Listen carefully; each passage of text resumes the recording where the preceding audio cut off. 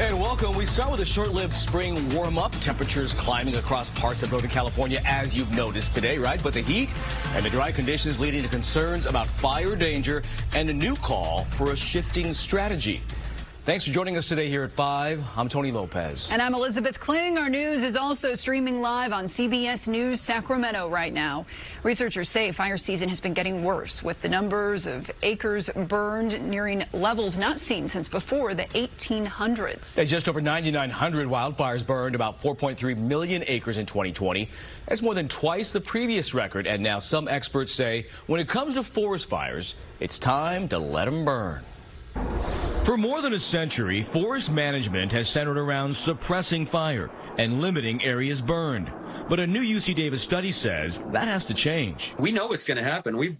The last 5 years have made it really clear that all of our investments in reducing burned area aren't really doing a whole lot of good. Hugh Safford was part of the study. He says the majority of forest fires are put out before they reach 200 acres. That's what we call fire suppression, and that's been sort of the law of the land for the last 120 years. The study says that approach allows fuel like leaves and grass to accumulate, making a catastrophic fire more likely.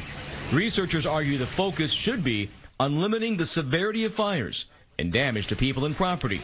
That means a shift in strategies to allow more forest fires to burn. That's part of what we're saying, absolutely, under the right conditions. Controlled burns are already part of the solution, but according to the study, they're not enough. We've got to get to the point where we're burning hundreds of thousands of acres in controlled fires every year, and right now the agencies aren't ready for it. Safford says 60 to 80% of California forest land has excess fuel because of centuries of fire suppression.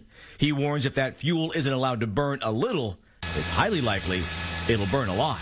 Are we just going to give up on the forest in those places? And I think the answer is we can't. Now, when, where, and how long to let forest fires burn depends on the climate, right? The ecology of the burn area and how close it is to populated areas.